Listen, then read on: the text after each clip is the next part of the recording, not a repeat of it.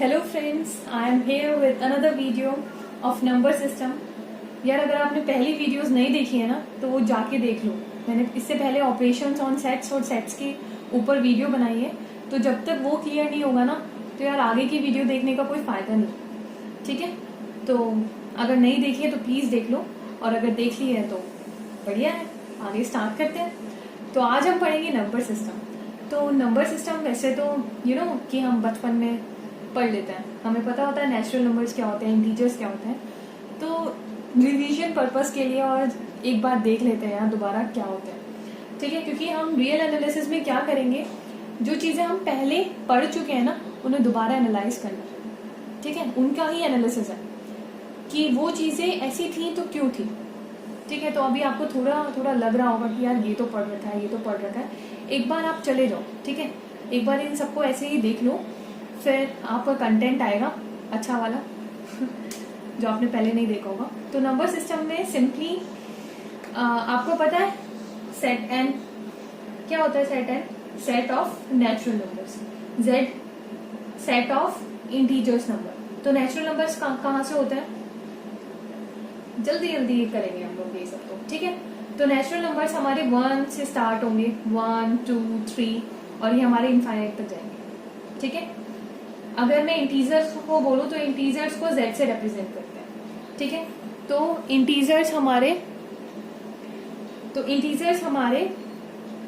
क्या होता है, 0 हो गया, +-1 हो गया, +-2 हो गया, +-3 हो गया, ऐसे ही चलता रहेगा। ठीक है, ये हमारे इंटीजर्स होते हैं। अगर मैं सेट ऑफ होल नंबर्स बोलूं तो उसको मैं कैपिटल W से रिप्रेजेंट करती हूँ, सेट ऑफ होल नंबर्स। तो वो कुछ नहीं होते, नेचुरल नंबर्स में 0 और इंक्लूड कर दोगे, 0 1 2 3, तो वो हमारे होल नंबर्स बन जाते हैं। ठीक है, उसके बाद आते हैं हमारे रैशनल नंबर्स। रैशनल नंबर्स को हम किससे रिप्रेजेंट करते हैं, Q से। तो रैशनल नंबर्स हमारे होते हैं in the form of P/Q, जहां पर P और Q हमारे दोनों इंटीजर्स होते हैं। P और Q belongs to integers, and हमारा जो Q है वो हमारा कभी भी 0 के इक्वल नहीं होगा, तो वो हमारे रैशनल नंबर होते हैं। समझ आया। रैशनल नंबर को आप रिप्रेजेंट करते हो एज P/Q की फॉर्म में लिख सकते हो। आप कोई भी रैशनल नंबर है तो वो हमेशा P/Q की फॉर्म में होगा, जहां पर P आपको कोई इंटीजर होगा, Q आपको कोई इंटीजर होगा, लेकिन Q वो 0 के इक्वल नहीं होगा। ठीक है, तो जो नंबर रैशनल नहीं होते वो हमारे इरैशनल होते हैं। ठीक है, जो रैशनल नहीं होंगे वो हमारे इरैशनल नंबर हो जाएंगे। तो इससे साफ साफ आपको ये तो पता चल रहा होगा कि नेचुरल नंबर, ये देखो, natural number is a subset of whole number, is a subset of whole number. और कभी बराबर होंगे क्या, नहीं। नेचुरल नंबर का सेट क्या होल नंबर के बराबर है, तो मैं वो वाला साइन नहीं लगा रही। ठीक है, प्रॉपर सबसेट ही दिखा रही। Natural number is a subset of whole number, and whole number is a subset of this integers, and this integers are the subset of rational numbers, and this rational numbers are the subset of real number. ठीक है, या तो real number भी दो तरीके के होंगे, real number या तो रैशनल होगा या फिर इरैशनल होगा। तो इरैशनल को हम Q' से रिप्रेजेंट करते हैं। तो जो हमारा रैशनल नहीं होता वो हमारा इरैशनल होता है, मतलब जिसे आप P/Q की फॉर्म में रिप्रेजेंट ना कर पाओ तो वो हमारा इरैशनल ही है। समझ आया। जैसे कि √3 को क्या आप P/Q की फॉर्म में लिख सकते हो, where P and Q are integers? नहीं, आप इसको √3/1 लिख सकते हो। तो 1 तो हमारे ये तो इंटीजर हो गया, √3 ये थोड़ी ना हमारा इंटीजर है, नहीं है ना। ठीक है, तो ये हमारा कैसा नंबर हो गया, इरैशनल नंबर हो गया। कैसा हो गया, इरैशनल नंबर हो गया। तो रियल नंबर बेसिकली, जो हमारे रियल नंबर्स होते हैं, रियल नंबर वो दो तरीके के हो गए, एक तो हमारा हो गया रैशनल और दूसरा हमारा हो गया इरैशनल। ठीक है, और रियल नंबर से भी ऊपर आएंगे। रियल नंबर किसके सबसेट होते हैं, इमेजिनरी नंबर। ठीक है, इमेजिनरी नंबर में तो इस आप लिख सकते हो रियल नंबर, और रियल नंबर हमारे सेट्स होते हैं इमेजिनरी नंबर या फिर कॉम्प्लेक्स नंबर। ठीक है, कॉम्प्लेक्स नंबर के अंदर ही तो आता है इमेजिनरी नंबर, तो उनके सबसेट होते हैं। समझ आ गया। तो ये हमारा नंबर सिस्टम है। मतलब ये सिर्फ मेरा कोई ऐसा ज्यादा मोटिव नहीं है इसको ज्यादा पढ़ाने का, ये सिर्फ मैंने बताया है कि कभी कभी होता है कि हमें बेसिक चीजें पता नहीं होती है, तो अगर किसी को नहीं पता है तो यार देख लो, ठीक है। उसके बाद हम पढ़ेंगे अब बाउंड्स ऑफ अ सेट। क्या पढ़ेंगे? Bounds of a set. यहाँ से हमारी ना एक्चुअल में रियल एनालिसिस स्टार्ट होती है, ठीक है। यहाँ से हम टर्मिनोलॉजी समझेंगे, जो भी हम यूज करेंगे पूरी रियल में आप सेट बाउंडेड है अनबाउंडेड है ये पढ़ेंगे, ठीक है। बाउंड्स ऑफ अ सेट तो आपने पहले सुना होगा, जैसे कोई भी सेट है वो मैं बोलती हूँ कि जैसे ऐसे लिखते थे ना ए से बी तक, तो ये बाउंडेड हो गया सेट कि इसकी वैल्यू मतलब अगर मैं ए कोई सेट है वो ए से बी तक है तो ये बाउंडेड हो गया कि मैंने नंबर लाइन पे दिखा दिया ये ए है ये बी है, तो इसकी जो वैल्यू होगी ए वो ए से बी तक ही है, ठीक है। ए से कम नहीं जाएगी और बी से ज्यादा नहीं जाएगी, तो ये सेट हमारा बाउंडेड हो गया, ठीक है। और इसका अपर बाउंड क्या हो गया? अपर बाउंड हमारा वो वैल्यू होती है जिससे बड़ी वैल्यू आपकी सेट के अंदर है ही नहीं, तो वो बी हो गया, बी हमारा अपर बाउंड हो गया। और लोअर बाउंड क्या हो गया? ए, ठीक है। तो अपर बाउंड की डेफिनेशन क्या होती है? अपर बाउंड होता क्या? अगर मैं कोई एक मैंने सेट ए लिया है, वो सेट मेरा रियल नंबर का सबसेट है, set A is a subset of real number, ठीक है। यहाँ हम वो कॉम्प्लेक्स नंबर्स की बात नहीं करेंगे, यहाँ हम रियल नंबर्स को ही लेके चलेंगे, ठीक है।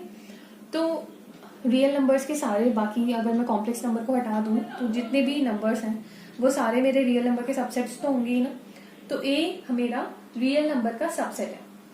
अब मैं बोल रही हूं K is a upper bound of A, K is a upper bound of A. इस सेट ए का अपर बाउंड है के कोई वही अगेन एक रियल नंबर है, के बिलोंग्स टू रियल नंबर, ठीक है। तो के मैं बोल रही हूं कि एक अपर बाउंड है ए का, तो इसका मतलब क्या है? इसका मतलब क्या है कि ए is less than K, A is less than equals to K for all A belongs to capital A. कि मतलब जितनी भी वैल्यूज हैं, जितने भी एलिमेंट्स हैं हमारे ए के अंदर, वो सारे के से छोटे होंगे या फिर के बराबर होंगे, तभी के हमारा अपर बाउंड होगा ए का। समझ आया? फॉर एग्जाम्पल अगर मैंने एक सेट लिया है ए और वो मैंने लिया है 1 2, ठीक है। तो मतलब 1 से 2 के अंदर के सारे एलिमेंट्स ये मेरे ए के अंदर हैं, ठीक है।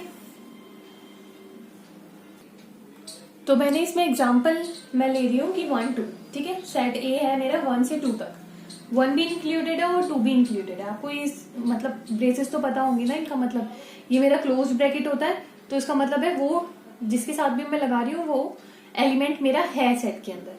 अगर मैं ऐसे ओपन लगा रही हूँ तो मतलब वो एलिमेंट मेरा नहीं है उस सेट के अंदर। समझ में आया? तो 1 से 2 का मतलब है कि 1 भी इंक्लूडेड है और 2 भी, और 1 से 2 के बीच में है। अब 2 मेरा यहाँ पर अपर बाउंड हो गया, 2 से बड़ा कोई नंबर नहीं है मेरा, 2 से बड़ा कोई रियल नंबर ए के अंदर नहीं है, तो 2 इज अपर बाउंड ऑफ ए। मैं लिख सकती हूँ भाई 2 है लेकिन 2 से बड़ा तो नहीं है ना।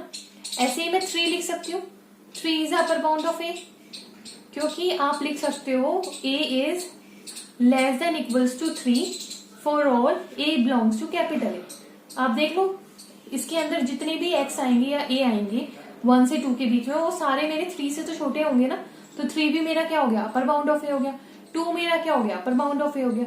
याद रखना अपर बाउंड ये जरूरी नहीं है कि अपर बाउंड आपका सेट के अंदर होना ही चाहिए। अगर मैं बोल रही हूँ इस सेट का अपर बाउंड 2 है तो वो तो मेरा सेट के अंदर है, लेकिन मैं बोल सकती हूँ 3 है, 2.5 है, 5 है, 6 है, 7 है, तो इसके इनफाइनेटली मैनी अपर बाउंड हो सकते हैं, ठीक है। अपर बाउंड का सेट में होना जरूरी नहीं होता, please do remember this, okay. अब हम बात करते हैं लोअर बाउंड की, तो लोअर बाउंड भी यहीं पे देख लेते हैं। लोअर बाउंड क्या होता है? Lower bound of a set. तो अगर मैं के को बोलूं कि वो लोअर बाउंड है ए का, तो इसका मतलब है कि के सबसे छोटा है, मतलब ए के अंदर जितने एलिमेंट हैं उन सबसे छोटा है के। समझ आया? जैसे मैं यहाँ पे बोल दूं 2 1 1, तो 1 मेरा सबसे छोटा है। कोई भी मैं ए ले लूं जो कैपिटल ए के अंदर आ रहा है, कि कोई भी आप ए ले लोगे तो उसके लिए हमेशा मेरा 1 क्या रहेगा? छोटा ही रहेगा उस ए से। तो वो मेरा क्या हो जाएगा, लोअर बाउंड। समझ आया? K is a lower bound of set A if A is greater than equals to K for all A belongs to capital A। तो वो लोअर बाउंड हो गया। तो ये याद रखना बस कि लोअर बाउंड और अपर बाउंड सेट के अंदर हो, ये जरूरी नहीं है। तो इसका लोअर बाउंड 1 है, 1 तो सेट के अंदर है, 1 से छोटा कोई नंबर नहीं है जो सेट के अंदर हो, 1 से छोटा कोई है नहीं। लेकिन इसका लोअर बाउंड आप 0 भी लिख सकते हो। इसका 1 से छोटे तो आप कोई भी नंबर ले लोगे तो वो हमेशा इसका इस सेट का लोअर बाउंड होगा कि नहीं होगा, होगा। तो lower bound infinitely many possible है, ठीक है। ऐसे ही upper bound infinitely many possible है। लोअर बाउंड का और अपर बाउंड का सेट के अंदर होना जरूरी नहीं है, ठीक है। दूसरी चीज, अगर किसी भी सेट का लोअर बाउंड या फिर अपर बाउंड एग्जिस्ट करता है तो उसका मतलब सिंपल सा है कि हमारा सेट बाउंडेड है। कैसा है हमारा सेट? बाउंडेड। तो सेट ए को आप तब बाउंडेड बोलोगे अगर उसके पास दोनों है, वो बाउंडेड अबव भी है और बाउंडेड बिलो भी है। ये सेट बाउंडेड था तभी तो इसका लोअर बाउंड मिल गया 1 और अपर बाउंड मिल गया 2। या फिर लोअर बाउंड कुछ भी ले सकते हो, 1 से छोटा ले लो, 0 ले लो, ठीक है। माइनस में कुछ भी ले लो, 5 ले लो, -5, -2, -3, -4, वो सारे इसके अंदर जितने भी एलिमेंट्स हैं उन सबसे छोटा ही रहेगा वो, तो वो लोअर बाउंड हो गया। ऐसे ही अपर बाउंड आप इनफाइनेटली मैनी ले सकते हो, ठीक है। तो कोई भी सेट बाउंडेड होने के लिए जरूरी है कि उसका एक लोअर बाउंड हो और मिनिमम एक अपर बाउंड, ठीक है। अब हम एग्जांपल्स देख लेते हैं। कुछ एग्जांपल्स हैं, जैसे सेट ए ले लिया मैंने और वो ऐसे ऐसे ऐसे चलता आ रहा है, -3, -2, -1, 0। तो आप देख रहे हो ये तो -इन्फिनिटी तक जा रहा है इधर से, ठीक है, -इन्फिनिटी तक जा रहा है। और ऐसे ही ये मतलब हमने निगेटिव इंटीजर्स लिए +0 ले लिया, ठीक है।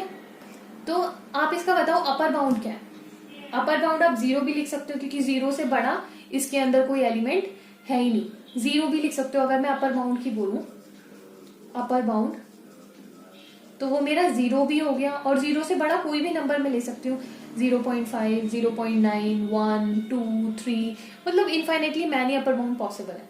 लेकिन अगर मैं बात करूं लोअर बाउंड की, तो ये मुझे पता ही नहीं है कहां तक जा रहा है, -इन्फिनिटी तक जा रहा है, तो लोअर बाउंड इसका डज नॉट एग्जिस्ट, ठीक है। तो अपर बाउंड तो एग्जिस्ट कर रहा है लेकिन लोअर बाउंड एग्जिस्ट नहीं कर रहा, तो इसीलिए ये हमारा सेट ये बाउंडेड है क्या? नहीं, ए इज नॉट बाउंडेड। समझ आया? अब हम एक और एग्जांपल ले लेते हैं। जैसे मैंने एग्जांपल लिया सेट एन लिया है, ये मेरा हो गया 1, 2, 3 ऐसे करके नेचुरल नंबर्स का सेट है, ठीक है। अब मुझे ये बताओ, ये इसका लोअर बाउंड तो है 1 है, 1 से छोटा कोई भी नंबर ले लो 0, लोअर बाउंड मेरा क्या हो गया इसका 1 हो गया, या फिर 1 से छोटा कोई भी ले लो 0। तो आपको पता है 0 से बड़े ही नंबर मिलेंगे यहाँ पे, 0 से छोटा कोई नंबर नहीं है, ठीक है। या 1 से बड़े मिलेंगे या 1 के बराबर है, ठीक है। भाई लोअर बाउंड की डेफिनेशन क्या थी, ठीक है। अगर k is a lower bound of set n if and only if k is less than equals to a for all a belongs to n, या फिर x लिख लो, x for all x belongs to n, सारे x जो n के अंदर है उसके लिए हमारा जो k है ना वो x से छोटा ही होना चाहिए। अब आप देख लो 1 या तो 1 के बराबर है या फिर 1 सबसे छोटा है, ठीक है। तो यहाँ पर k की वैल्यू क्या हो गई? 1 हो गई। तो अब इसका नेचुरल नंबर के सेट का कोई अपर बाउंड है क्या? नहीं, क्योंकि ये इनफाइनाइट तक जा रहा है। तो आप कह सकते हो कि कोई एक ऐसा नंबर है जिससे ये सारे नेचुरल नंबर्स छोटे होंगे, कह सकते हो क्या? नहीं। तो set n is also not bounded, ठीक है। अब मैं थर्ड एग्जाम्पल ले लेती हूँ। सेट S दिया है मैंने और ये दिया है 1, 2, 3 ऐसे करके 10 तक जाना है, ठीक है। तो जाहिर सी बात है इसका लोअर बाउंड मैं ले लेती हूँ 1 और अपर बाउंड में ले लेती हूँ 10। तो ये सेट कैसा हो गया? बाउंडेड हो गया, ठीक है। अब मैं कोई और एग्जांपल लेती हूँ, जैसे इंटीजर्स का सेट ले लेती हूँ। तो इंटीजर्स का सेट होता है 0, +-1, +-2, +-3 ऐसे करके इनफाइनाइट तक, ठीक है। तो इसका कुछ लोअर बाउंड है क्या? नहीं, क्योंकि माइनस में भी आप देख रहे हो -1, -2, -3, -4 ऐसे माइनस में भी चलता चला जाएगा और प्लस में भी चलता चला जाएगा। आप नंबर लाइन देखते हो माइनस में इधर कितनी भी चलती चली जाएगी और प्लस में भी इधर कितनी भी इंटीजर्स चलती चली जाएंगी। ना तो इसका लोअर बाउंड है और ना ही अपर बाउंड है, तो set z of integers is not bounded.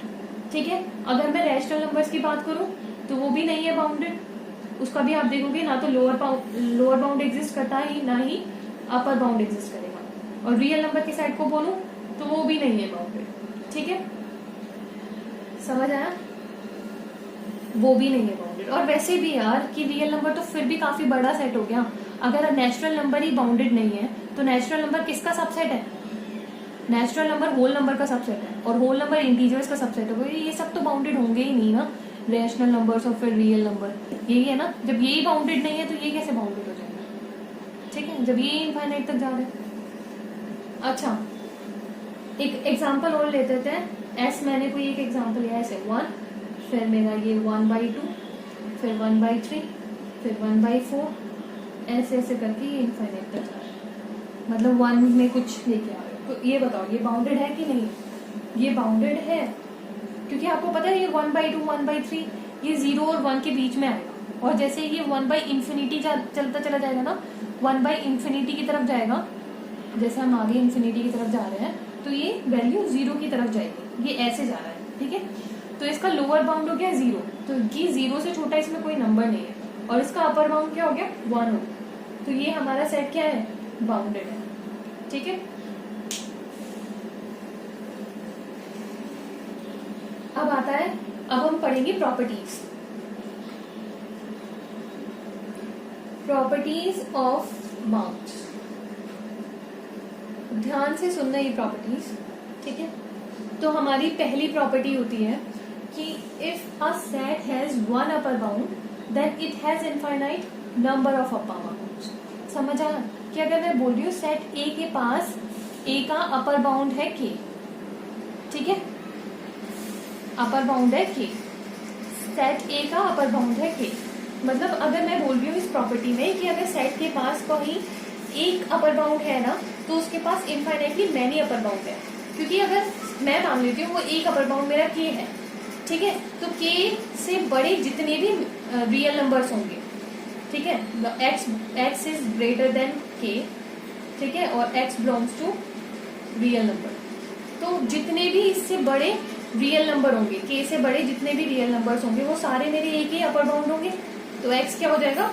Upper bound हो जाएगा। तो और कोई भी आप रियल नंबर ले लो, उससे बड़े कितने सारे रियल नंबर पॉसिबल है? कोई भी, मैंने एक रियल नंबर ले लिया, 2 ले लिया, 3 ले लिया, कोई भी रियल नंबर ले लो, उससे बड़े infinitely many real number possible है। ठीक है, अपर बाउंड का सेट में होना तो जरूरी नहीं है ना, तो इसीलिए अगर किसी भी सेट का एक अपर बाउंड है तो उसका सिंपल सा मतलब है कि उसके पास बहुत सारे infinite number of upper bounds हैं। ठीक है, और ऐसे ही दूसरी प्रॉपर्टी है कि if the set has one lower bound then it has an infinite number of lower bound, क्योंकि अगर सपोज करो कि हमारा लोअर बाउंड है सेट ए का, तो ऐसे आपको नंबर पता नहीं कितने मिल जाएंगे जो के से छोटे हैं। ऐसे रियल नंबर से तो ढूंढते हैं जो के से छोटे हैं, बहुत सारे पॉसिबल है इनफाइनाइटली मैनी। ठीक है, ओके, तो ये दो प्रॉपर्टी है। अब थर्ड प्रॉपर्टी है इफ अ सेट, मतलब अ सेट मे और may not possess upper bound और लोअर बाउंड। ऐसा भी हो सकता है कि एक सेट के अपर बाउंड पॉसिबल है कि है, और ऐसा भी हो सकता है कि सेट के पास लोअर बाउंड ना हो, अपर बाउंड ना हो। मैंने एग्जांपल दिए हैं ऊपर, मैंने पहले आपको एग्जांपल दे चुकी हूँ वैसे। ठीक है, अब फोर्थ प्रॉपर्टी है bounds of a set may और may not belong to the set. ये मैं पहले भी बता चुकी हूँ कि अपर बाउंड अगर किसी सेट का एग्जिस्ट कर रहा है, लाइक मैं एक सेट ले लूँ ए, ठीक है, और मैंने ले लिया वो 1 से 2, ये क्लोज तो नहीं है, ये ओपन है, तो यहाँ पर मैं बोल रही हूँ 2 is a upper bound of A, upper bound of A, 2 को मैं ए का अपर बाउंड बोल रही हूँ। अब 2 ए के अंदर तो नहीं है, और 2 से कोई छोटा नंबर जो इसके अंदर ए है वो आप फाइंड भी नहीं कर सकते। ठीक है, तो अपर बाउंड हमेशा सेट के अंदर हो, ये जरूरी भी नहीं। ठीक है, फिफ्थ है if a real number K is not a lower bound of a set A then there exist at least one element epsilon belongs to A such that K is greater than epsilon. कि अगर मैं बोल रही हूँ, जैसे suppose करो ये example ए 1 से 2 है, और अगर मैं बोल रही हूँ कि K is not a lower bound of A, K lower bound नहीं है, तो मतलब एक एप्सिलॉन ए के अंदर जरूर मिल जाएगा सच दैट के उससे बड़ा होगा साइलेंस, क्योंकि अगर वो लोअर बाउंड होता तो वो सबसे छोटा होता, ठीक है, इसके अंदर जितने भी एलिमेंट्स होते उन सबसे छोटा के होता, लेकिन अगर वो लोअर बाउंड नहीं है तो एक एलिमेंट तो कम से कम हमारा ए के अंदर ऐसा होगा, ठीक है, जो उस के से छोटा हो। समझ में आया? तो K such that K is greater than epsilon. और सेम ही है अपर बाउंड के, अगर मैं बोलूं कि K is not a upper bound of A, तो एक एप्सिलॉन ए के अंदर जरूर एग्जिस्ट करेगा such that K is less than epsilon, ठीक है। ये दोनों चीजें समझ आई, ये हम बहुत बार यूज करेंगे, ये हम आगे बहुत बार यूज करेंगे ये वाली प्रॉपर्टी। या आप ऐसे भी समझ सकते हो, जैसे मैंने बोला ये 1 है ये 2, अब मैं बोल रही हूँ कि K is not a upper bound of A, upper bound देखो 2 होगा इसका, लेकिन अगर मैं बोला मैंने 1.9 ले लिया, अब 1.9 क्योंकि अपर बाउंड नहीं है ए का, तो एटलीस्ट एक नंबर तो एग्जिस्ट करेगा ए के अंदर, जैसे 1.9 के बाद कुछ ले लिया 1.92 ले लिया, तो वो तो हम एटलीस्ट एक नंबर तो एग्जिस्ट करेगा सच दैट वो नंबर हमारा के से क्या होगा, बड़ा होगा। 1.92 देख लो 1.9 से बड़ा, समझ आया? ओके, अब 7th प्रॉपर्टी है, 7th प्रॉपर्टी है अगर ए और बी दो बाउंडेड सबसेट्स हैं आर के, ए और बी ये हमारे बाउंडेड सबसेट्स हैं, bounded subsets of are,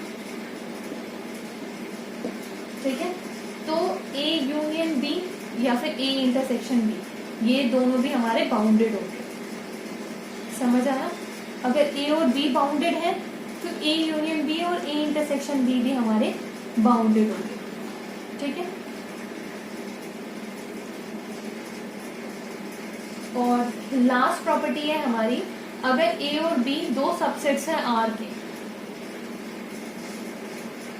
A is a subset of R और B is a subset of R, ठीक है, such that A is a subset of B, ठीक है, और मैं बोल रही हूँ B बाउंडेड है, B is बाउंडेड, B अगर बाउंडेड है तो A ऑटोमेटिकली बाउंडेड हो जाएगा, क्योंकि A is a subset of B का मतलब होता है अगर मेरा B ये है, A के सारे एलिमेंट्स B के अंदर है तो A इसके अंदर होगा, ठीक है, तो अगर मेरा B बाउंडेड है तो A तो ऑटोमेटिकली बाउंडेड हो जाएगा ना। सपोज करो B मेरा ये है, यहाँ से यहाँ तक ये एलिमेंट्स आ रहे हैं, तो A के अंदर वही एलिमेंट्स होंगे ना, हो सकता है यहाँ से यहाँ तक हो सकता है ये कुछ एलिमेंट्स हो या ये कुछ एलिमेंट्स हो, तो वो हमेशा बाउंडेड होगा। समझ आया? अब हम एग्जाम्पल्स देखेंगे, अब हम एक एग्जाम्पल लेंगे और उस एग्जाम्पल में हमें बताना है कि ये सेट हमारा बाउंडेड अबव है या बाउंडेड बिलो है या फिर बाउंडेड है ही नहीं, ठीक है, बाउंडेड है क्या अनबाउंडेड है। पहला एग्जाम्पल हो गया हमारा ये 2 3/2 4/3, आप देखो 3 4 2 3, ठीक है, ऐसे ऐसे कर करके n+1/n, यहाँ पर 2 3 4, तो यहाँ पर जो भी n लोगे उससे ऊपर n+1, ऐसे ऐसे करके चलता चला जाएगा, ठीक है, समझ आया? तो आपको ये पता है 3/2 या फिर कुछ भी होगा तो वो 1 टाइम तो चलेगा ही, तो वो 1 और 2 के हमेशा बीच में होगा, ये वाला नंबर हमेशा 1 और 2 के बीच में होगा, ठीक है, समझ आ रहा है? मतलब अगर मैं बोलूं n बिलोंग्स टू दिस, तो n हमेशा मेरा 1 और 2 के बीच में होगा, ठीक है। 1 तो पॉसिबल ही नहीं है, क्योंकि 1 पूरा 1 कभी कटेगा ही नहीं, क्योंकि ऊपर n+1 है और नीचे n है, n होता तब 1 पॉसिबल होता, ठीक है, ये तो आप सभी को पता है, क्योंकि आप इसको जब डिवाइड करोगे तो ये हमेशा 1 पॉइंट समथिंग ही आएगा ऊपर, क्योंकि नीचे n है और ऊपर n+1 है, तो हमेशा जब भी डिवाइड करोगे तो वो 1 पॉइंट समथिंग ही आएगा, तो n हमेशा मेरा 1 और 2 के बीच में है, ठीक है। तो ये वाला सेट हमेशा मेरा क्या हो गया, बाउंडेड हो गया, तो इसका लोअर बाउंड आप क्या लिख सकते हो 1 और अपर बाउंड क्या लिख सकते हो 2, लोअर बाउंड 1 और अपर बाउंड मेरा क्या हो गया 2। ठीक है, अब मैं दूसरा एग्जांपल लेती हूँ। दूसरा एग्जांपल हो गया मेरा 1/n such that n belongs to natural number। 1/n such that n belongs to natural number।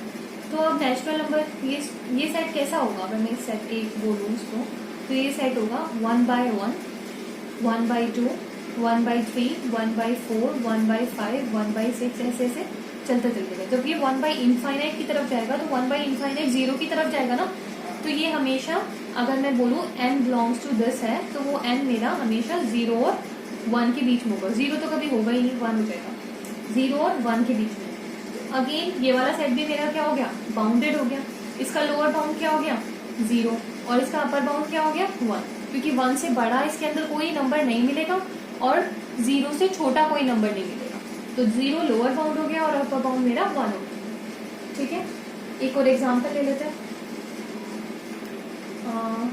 एक एग्जांपल हो गया ये 3 स्क्वायर, 3 क्यूब, 3 की पावर 4 ऐसे ऐसे चलता जाएगा, 3 रेज़ टू पावर n, और वो भी ऐसे ऐसे चलता ही रहेगा। ठीक है, 1 2 3 4, 3 raise to power 1, 3 raise to power 2, 3 4 5 6 ऐसे।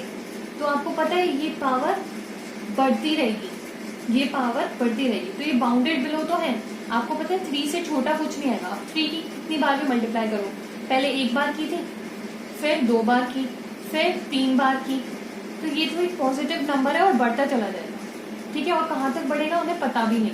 तो बाउंडेड अबव तो है नहीं है, लेकिन बाउंडेड बिलो है। बाउंडेड बिलो में इसका लोअर बाउंड आप लिख सकते हो 3 या फिर 2 लिख सकते हो, या फिर लोअर बाउंड हाँ, या फिर 3 लिख सकते हो या 2। 3 से छोटा कोई भी नंबर लिख सकते हो, 3 2 1 0 कुछ भी।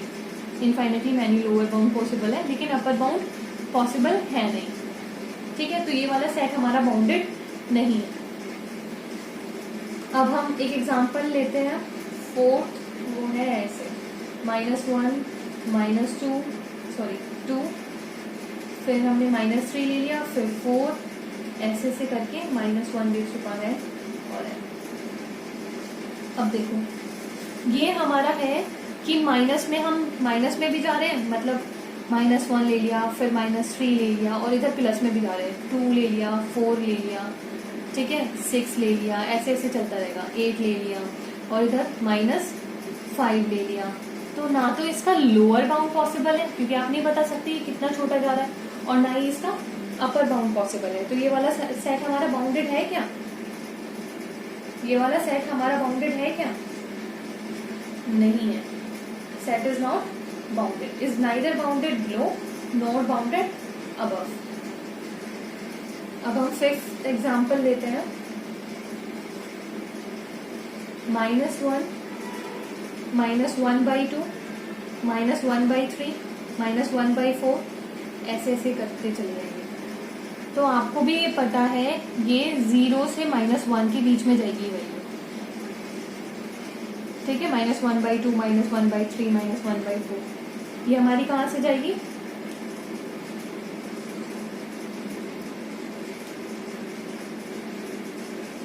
-1/2 -1/3 -1/4।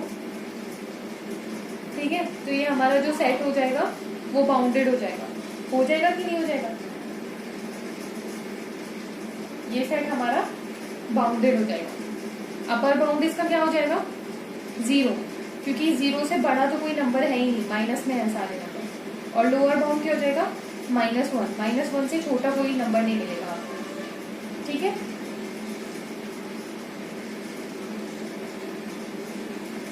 सिक्स